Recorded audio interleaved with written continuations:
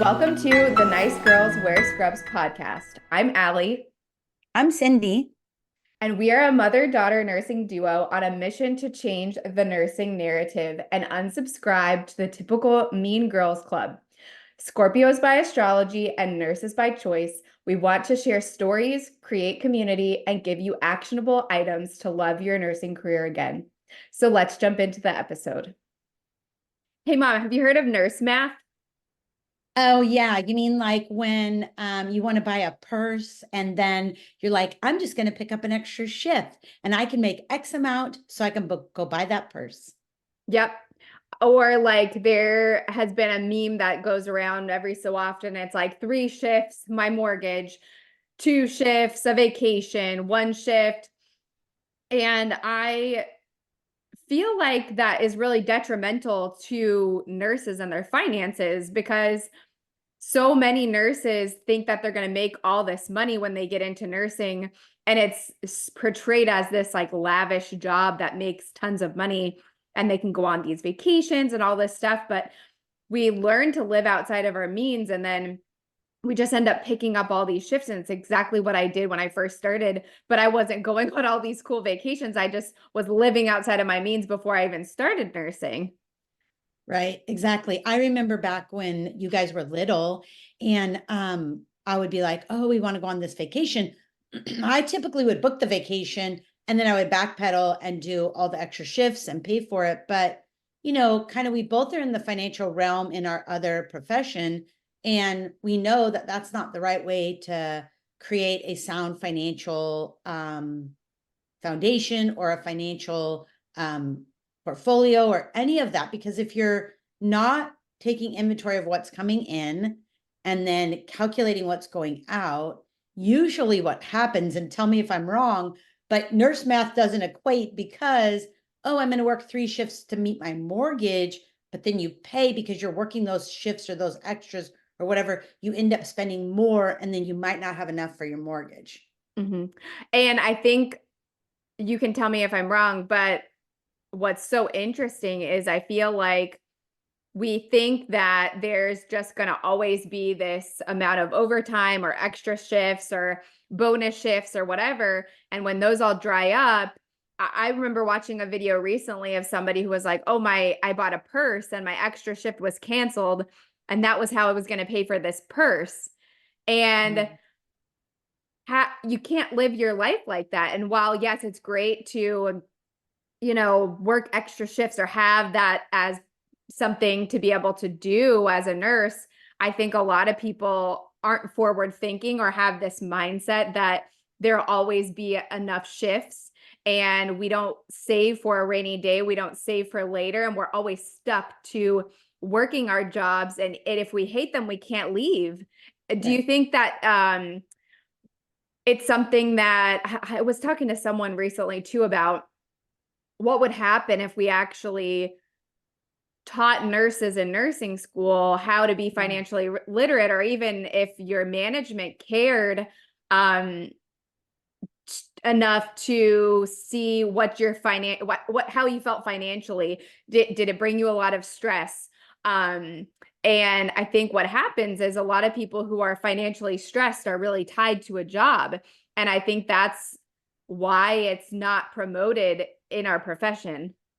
Right, exactly. And that just goes back to not only nurses. I know that we are speaking specifically to nurses, but it's everywhere. If we taught our kids in high school, if we taught people in college, I mean, basic financial, they used to call it like home ec when I was more before my age, but around my age in like junior high, and they taught you how to balance a checkbook. And I know things are way different and we do things a lot online, so it's not quite the same as having a tally and writing it down, but they taught those things and they were seen as like um I don't know, like household duties or maybe even wife duties. So they taught them in the school systems for people like cooking and sewing and But did they teach budgeting. you how to like anything about like a mortgage or like what taxes No. were or any of that to where you would be able to plan for the future? Because I know I just made a video too about, how Yeah. my property tax went up, not the amount, but like the value of my property went up. So my taxes are higher. Right, right. And And so people don't many talk about people that. don't Yeah, know. yeah, yeah. And so it No, is they didn't. Yeah. interesting. No, but then what they did teach you about is like more back to like the nurse math about like you have this much coming in, you have this much going out. They didn't teach you to plan for the future, but they taught you to budget more. That was like a kind of a rudimentary skill that we've also gotten away from, though, even that.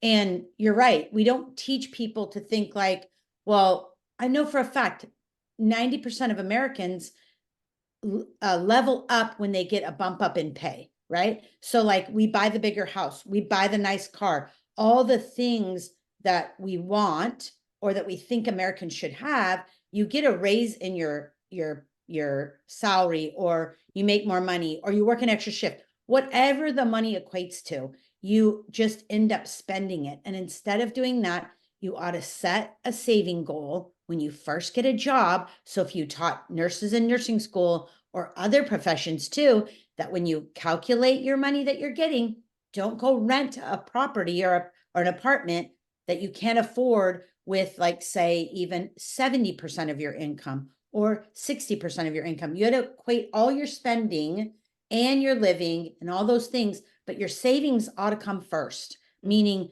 I want to save 10% of my income. I want to save 20% of my income, whatever that is. Then you're not living above your means. You're living inside your means and you have savings. But that's not what we teach people. We teach people to go buy the purse. We teach people to go buy the car. I mean, people change cars every 2 to 3 years on a regular, and you don't really need to, except for maybe every 10 years, unless you're leasing. Yeah. Do you think that we as nurses spend more or live more in the moment because of the things that we see? Oh, absolutely. 100%. I remember days, and I know for me, and I taught it to you, is that a lot of my coping mechanisms were surrounded around shopping. And it goes back to my first marriage, and we don't need to get into all that, but it was a comfort level for me to go shop because it was fun and it was a time that we spent together, the kids and me, and inside the malls. Not as much now, but they had all the, like, I like to call them the habit trails. So you guys had fun. We bought like a little treat, and it was actually a really good time. So then I equated that, especially when you see horrible things. You have a bad day at work. You have and now it's so much easier. You could be having a bad day at work and you could shop online right then. Back when I was younger, you had to go to the store to get it. But now, man, you could just be like, this sucks. You could buy like all kind of things. You could have it the next day when you get home. But I did want to go back to one thing you said about counting on your money. Think about COVID. How many people got flexed or not enough hours? The hospitals, the surgery centers, the clinics were telling everybody to stay home. So all the people that didn't have life-threatening things didn't come to the hospital. And what we know is there's a large percentage of people that actually utilize ERs, urgent cares, surgery centers when they're not sick. So they stopped coming. And so a lot of people were crushed during COVID that are still trying to make up because they couldn't make their mortgage, because two things: they didn't have an emergency fund, and they were maxed out on the amount they were earning that they were spending. And I think a lot of people too during COVID, they were having, especially travel nurses, were having these crazy high rates. And I've talked to tons of nurses who were living and on paycheck to paycheck with making over $10,000 a month. And now they're not making that. And so if you don't plan for the future, and I think a lot of people really depend on those extra shifts and they think they're going to be abundantly available or that really high income. And I think we need to teach that, you got to save for the rainy day, because even me having something pretty minimal of having shoulder surgery last summer, I only had 6 days of PTO basically, and then I didn't get paid. And if I wouldn't have had an emergency fund, I would have been crushed.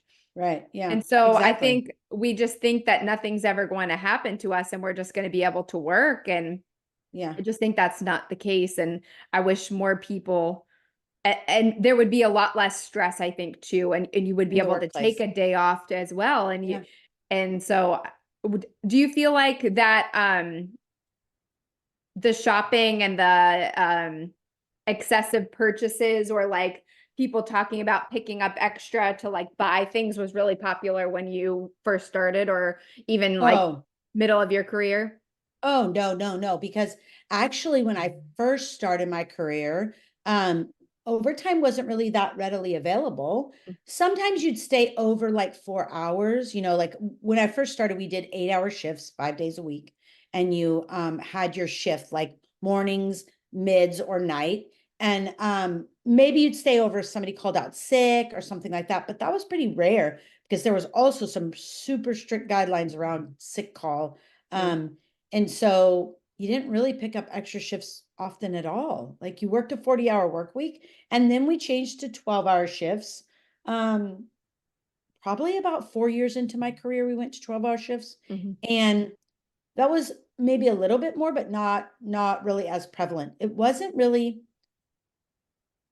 until, so most of our part-time people, so when you guys were little, before we moved to the one area we moved to, the part-time people would work, like say you needed a shift covered, Mhm. and the part-time people would work.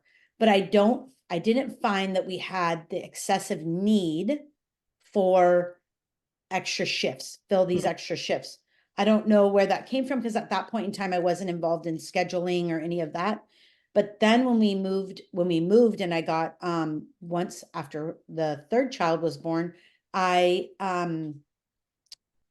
I was more involved in the scheduling, stuff like that, and it just seemed like on a regular basis. So that was about in the early 2000s, like 1999, 2000, Mhm. seemed like a huge shift of always needing extra bodies, always needing more nurses. I don't know if there was less nurses or the fact that people didn't want to work as much. I was full-time then and I was 12-hour shifts, but I worked extras pretty frequently. Mhm. But then shift again to you guys were in college. I relied on those extra shifts. Like I relied on them to help get you guys through college. Like if I didn't have them, I was stressing about Mhm. or putting it on a credit card. And I think that's what nurses do too. It's like I'll just put it on a credit card because I know I'm going to have that extra shift. I know. And then what happens? They all end up in credit card debt. It's Mhm. huge. And really, it's a couple Because things. you keep doing it, and then you get that extra shift, but then you buy them more thing, then you buy them more thing, and you're like, well, I'll just pay it later. I'll just pay it later. I'll just pay it Right, later. And you right. never save, and then you're Mhm. stuck working all these extra shifts, and then you hate your job, you're Right. burnt out, Yes. and Mhm. you Mhm. can't leave a job because Right. you make too good of money. Right. And the other part, like sometimes it's better to go get a different part-time job because then you're not as burnt out because you're not doing the same thing. But the problem is the money's better at the job you're at Yeah. because you're getting bonus pay, you're getting extra pay, you're getting overtime, like Mhm. those things. So the money, so then you do, when your nurses are working 3, 4, 5 shifts a week, it just decreases morale. They're burnt out, they're snappy, and quite frankly, and this is not a bag on administrators. So if any of them come on here, it is a tremendous job. I've done it. It's not really, that great. And we value everything that you bring to the table, but sometimes you're just looking to cover a shift. Yeah. And so you don't look at the greater what's behind it. Like you don't track like, oh my God, she's picked up 5. No, you look at like Allie's like eager to go. I'm gonna call her. Like, let's get her on the phone because she'll Yeah, come because in. once you've No, said that you'll pick up, Yep, it's like a yep, though, well, I yep, know she'll yeah, come in. So right, right. So I'm gonna call her. And you don't really look at the mental health or the work health of that employee, which is unfortunate. But administrators have their own set of hurdles to jump through. So this is not to bag on them, but it's like we need to teach our nurses to take care of themselves. This mhm. is crazy that we have any nurses working 5 shifts in a week, 12-hour shifts. It's insane. And you're taking care of people and people's lives are at stake. So not that I'm trying to cut Well, and then anybody's money. put it into perspective too, like And a lot of those nurses are just working it to pay for things that they've already bought, unfortunately. Mhm. And so you get into this vicious cycle of like continuing and being more burnt out and then spending more Yeah. money. And it Yeah. just is a really hard cycle to get out of. To break. It is 100% because then you've created that. So you have to continue to sustain it, Mhm. right? And so if the education was out there, the number one thing that I've learned, and quite frankly, I didn't learn it till I was early 50s. And so it's never too late. But what you learn is you have to put savings away first. Mhm. Everything else will fall into place. And it's really hard to get people to do it. And most people do save in their retirement account. But the unfortunate thing about that is you can't access it till you're 59 and a half. So if you have a crisis, if you're ill or something happens outside of death, you pay a penalty, which makes your money super expensive. And Mhm. so you ought to have some type of savings other than your retirement savings set up ahead of time so that you do have access to stuff. And we ought to start putting groups or support groups or something in place that's not tied to administration that actually talks about how do you shift the morale and the mentality and the mindset of the nurses at the facilities. Mhm. Um, And I think financial education would be help to be one of them, in addition to taking care of yourself, like your financial health. And that's one of the things that I want to discuss in with one nursing school that is going to have me speak is how do you ask your staff, you know, how they're doing financially and like how much stress they have on themselves due to finances. Because if you're bringing in stress from finances and trauma from finances and all of that, in addition to all the other day-to-day things, like if you don't get that extra shift and you can't pay your mortgage, or if you don't get that extra shift and you're going to get a late fee on your credit card or can't pay whatever bill, it's stressful. And then add that on top of a stressful job.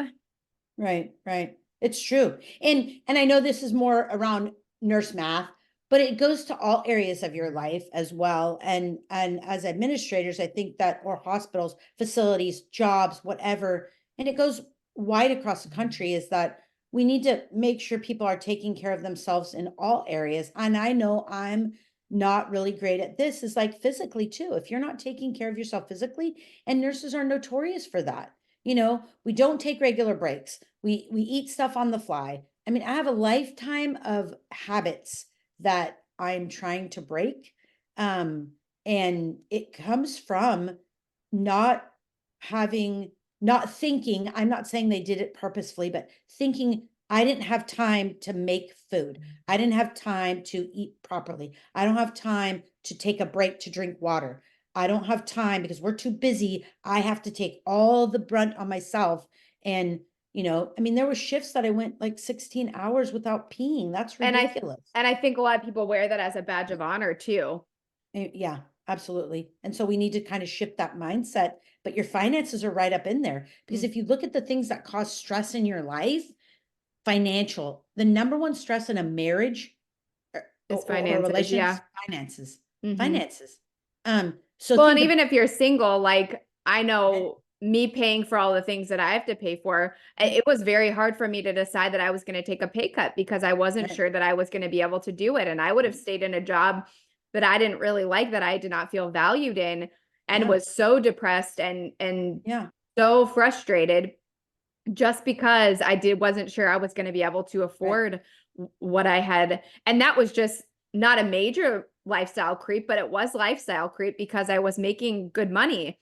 right. And as someone who I say I do most of the things right, but I still let lifestyle creep kind of creep up. So I can't imagine how people are feeling who don't have Right. anything set up in place and, you know, don't have their emergency fund. And I just think that financial health is so important and so tied to your mental health. And I think it would make nurses enjoy their jobs a little bit more, Yeah. and they wouldn't feel like they had to stay in situations that don't serve them. Right, right. And quite frankly, we need to get over this fact that, and I don't even know where it started, was like, oh, you're not loyal if you leave. if you don't feel like you're valued or you feel like it's just not a good fit for you. I've spent a lifetime serving other people. I'm a mom, I'm a nurse, I'm a female, serving other people. And I'm just now learning that I need to serve myself, as far as like, I need to have my own needs met, and then I can give better to other people. So if you have people in jobs because they need it financially, that they hate, or that it just doesn't fit their goals or their vision or their dreams, then let them move on. But if they're not financially sound, just like you said, it's going to be a struggle. They won't have those choices. Money doesn't make life not happen. Life is still going to happen. You're going to be in shitty jobs. You're going to have shit happen to your health. All this stuff's going to happen. But money gives you more choices in what you can do and what you can put up with. Definitely. Yeah. Our mission with this podcast is to create a community of nurses who want to change the field from the inside out. If this podcast resonated with you, make sure you like and subscribe wherever you are listening to this podcast. It helps you stay up to date with future podcast episodes, and it also makes sure we create a large community of nurses who want to change the field.